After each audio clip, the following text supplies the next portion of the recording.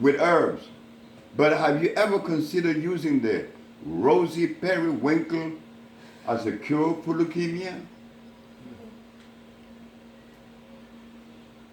I said, Dr. Ian Sue, many people have been cured of leukemia without the aid of the periwinkle. But as for the periwinkle, it is a plant that was hybrided in Madagascar by the French. Its molecular structure is incomplete. It's an acid-based substance. What do you mean? I said, I mean just what I said. The periwinkle is a hybrid plant. He made that mistake because he didn't quite understand the science of biochemistry. And even Hippocrates, the Greek, he said one of the first consideration, never allow your patient to receive from you something that hurts.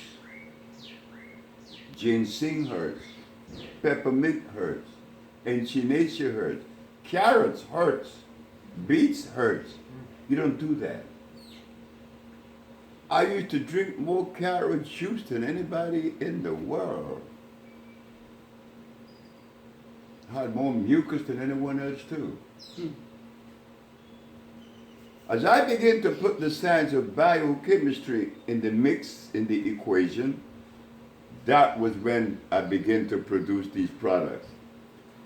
Because one of the herbs that I used to like to think was the stuff, was comfrey.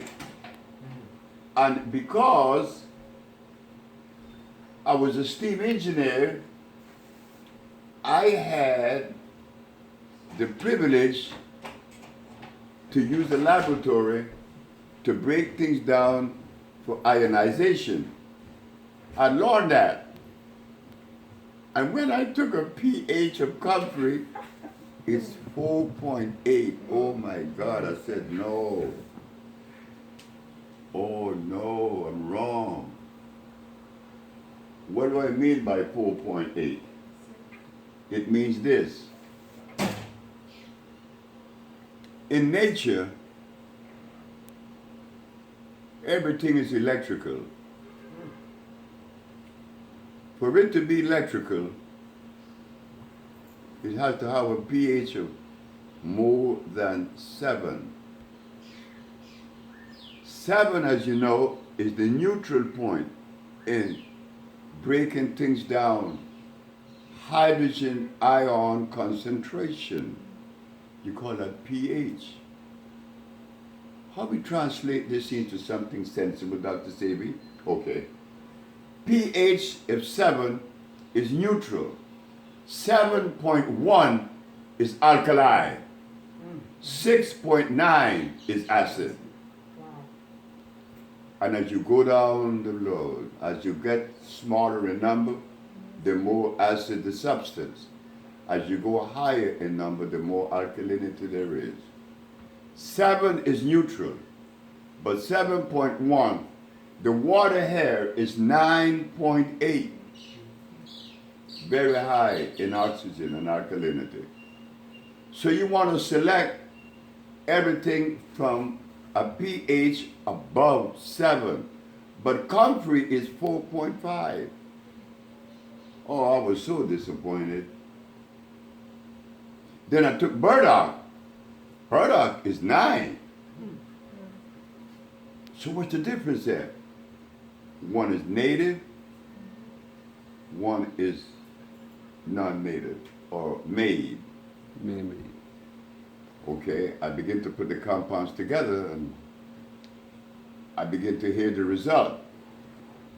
And ladies and gentlemen, my first patient was a blind man, Mr. Fredericks. My little girl, Usha, was 9 months, but Usha could talk. She could talk at 9 months. And I had her in the kitchen with me and I was talking to her. And when I look out the kitchen window, there's someone there. He said, look, I'm blind. Could you help me? I said, I'll try. I was an engineer still.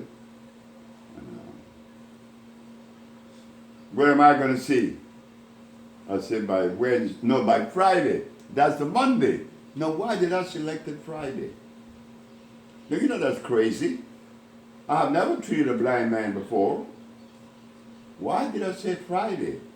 Why was I so certain? I don't know. I said, but you'll be seen by Friday. The man was not seen by Friday. He was seen by Wednesday. Wow. The man came back and looked at me and said, I could see. I said, he raised his left hand. I raised my left hand. He said, you raised your left hand. I said, wow, the man could see. But when the man told me that if I'd help him to see, he would give me $1 million.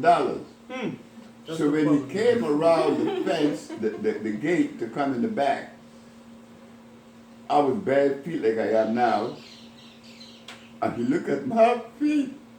And he kept looking at my feet. And he gave me $35. I was so happy. I was so happy. Happy because it worked. And I wanted things to work. I don't want you to give me your money and I'm lying to you. I would like to live.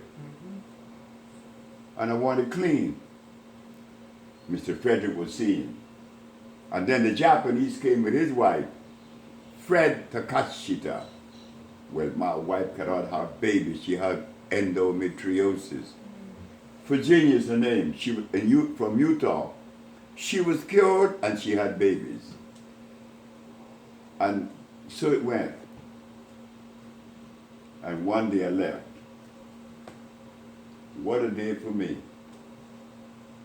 The journey of the messenger of healing. Because I am not the healer. The healer is a woman. I'm only the messenger. You see, in healing, it's required to be a nurturer. A male cannot be a nurturer. It's a female. But what happened in the last 500 years, they trick you women, they let you guys believe that we're the boss. We're the shit. You get behind. So my mother and I used to have these conversations, but I was always sensible enough to see the truth. How could I come out of a woman and be as powerful as her? I mean, that is crazy. I mean, I came out of her. And I'm going to turn around and say, I'm your leader. And you allowed me to do it. I told my mama, I said, you guys messed up. I said, the way that things are now, I blame you, woman.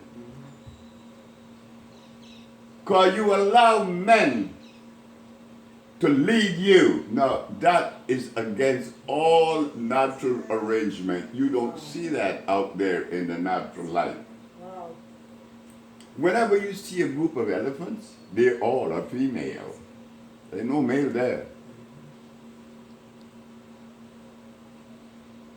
The lioness, if the lion is the king of the jungle, who trained this chump? His mama. But because you guys have not taken your rightful place, then I gotta be putting this message out there, hoping that some of you would pick it up and say, well, just do it. The woman that has come before in the past, they did things to undermine the entity. But that was okay. They only said they weren't the one. But the one that's going to carry this message into the future, I know she hasn't arrived yet. There is a sister by the name of Chandra Washington. She's one of the best cooks that I've ever met. And a beautiful sister.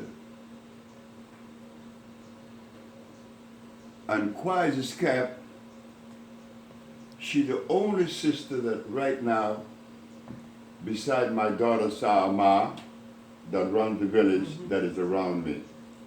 I don't know if you all saw my little daughter, Taiwa. Yeah, she's another one that told me that I'm a doctor. I said, don't stop. So I got these two girls now that I hope will carry on the tradition. But I want responsible grown-up people. And this is why we put together the Bolingo.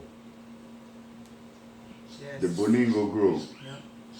The Bolingo group is a $200 million project. It's a project that's going to have 7 healing centers in the United States. You're going to have a herb research development in Africa, and I'm going to turn this healing village over to Bolingo. Why? Because I don't think it is right to charge money to someone to heal them. I don't think that's right. It doesn't feel good to me. So my mama said, okay, we'll go to DC and give a speech and tell them that if everybody gave $5, you have $5 million. You could build the healing village. They said, no, the nigga will keep the money. I said, okay. So I came back. I said, okay. I came back. I said, hey, Mom, they said I'm a thief. She said, they're right. I said, why they right? She said, because they have done that to people so many times. Yes. So you know what you do? I said, what? Build it, and then you sell it to them. And that's what I did. So now, Bolingo will take over the Usha village. You joining it with $200, immediately you're only going to have to pay $700 to come here. But when all the money is collected, you wouldn't have to pay a dime after that. Why? Because we would have 1 million members, and each member would pay $10 every year. That's $10 a year. That's a $10 million every year. Well, the village only takes about 3 a year to run it, and you have 7 million left over. But then, what it does, it gives you the privilege to come, and you don't have to pay anything. I think that's beautiful, because it doesn't feel right to make money off someone's disease. Look what it sounds like. But now we're creating a family. You know, where I'm a member of the Usha village, but I could go and spend the time that is allotted to me, you know, and we could expand.